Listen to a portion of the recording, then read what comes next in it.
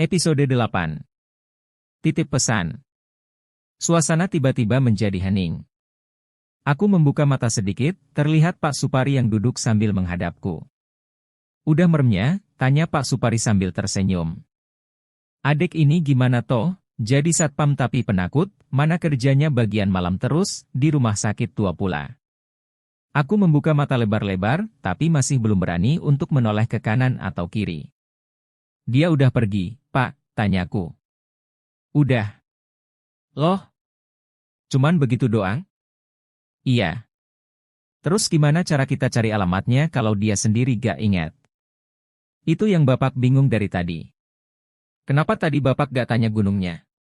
Pas Bapak mau tanya, dia dah ngilang begitu aja. Aduh gimana ya, Pak? Saya jadi bingung kalau dia nanti datang ke kosan lagi. Masa pindah kosan padahal kan baru juga seminggu di sana, keluhku. Pindah kosan juga percuma, orang dia bisa aja ngikut adek dari sini. Yah Bapak. Bukannya kasih solusi malah nakut-nakutin. Bapak juga baru pertama kali ngalamin kasus unik kayak gini. Tapi Bapak masih tetap mau bantuin dia, tanyaku. Bapak tetap bantu dia. Semoga aja dia ingat alamat rumahnya sendiri, sebelum jenazahnya terpaksa dimakamkan di belakang. Semoga ya, Pak. Saya juga capek diteror dia terus. Pak Supari berdiri. Bapak pulang dulu ya, udah mau jam 7:30, ucapnya. Adek mau di sini? Ya enggak lah, Pak, balasku seraya berdiri. Saya juga mau ke pos. Kalau begitu bareng ke depannya. Kami pun berjalan menuju depan rumah sakit. Pak Supari pergi ke parkiran, sedangkan aku ke pos. Di depan pos, Mas Galih kembali memasang wajah marah. Aku tebak paling bentaran lagi dia ngomel-ngomel. Samsudin, teriaknya.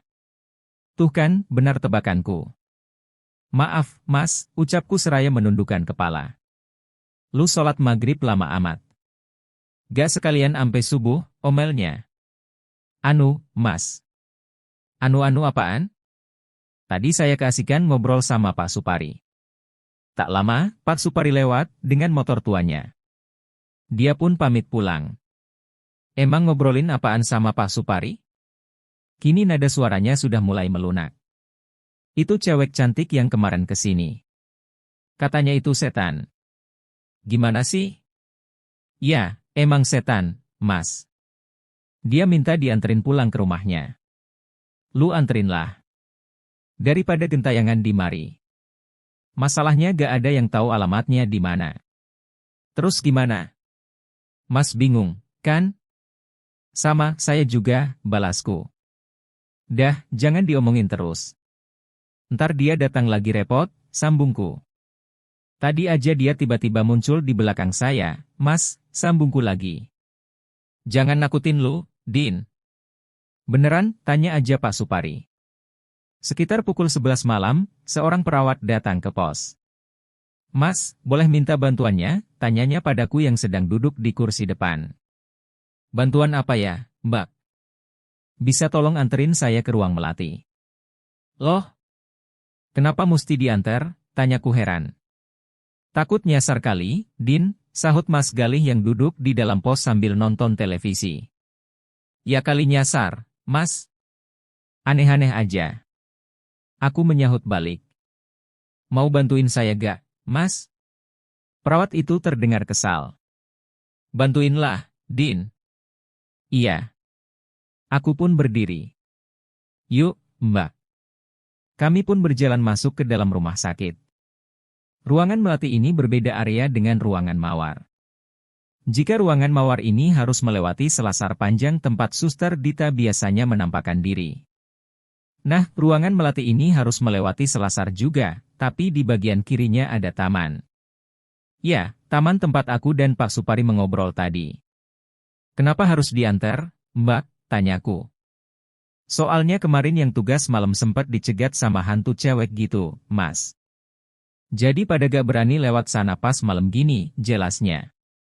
Apakah itulah Ana? Soalnya tadi dia juga muncul dari pohon dekat bangku taman.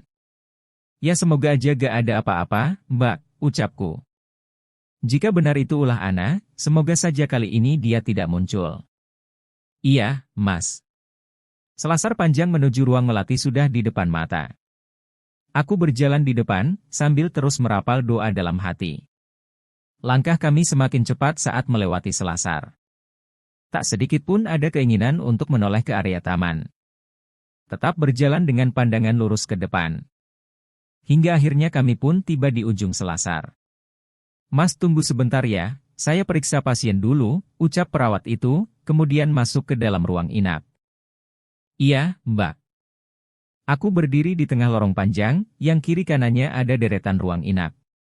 Krek! Salah satu pintu terbuka. Bukan pintu yang dimasukin perawat tadi, tapi pintu lain di dekatnya. Seorang perawat lain muncul dari dalam. Wajahnya tak asing. Suster Dita. Jantungku mulai berdegup kencang. Rasanya tak mungkin berlari dan meninggalkan perawat tadi sendirian.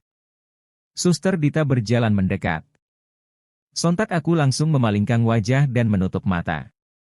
Tidak perlu takut, bisiknya yang tiba-tiba terdengar sangat dekat. Kami tidak selalu bisa mengingat semuanya.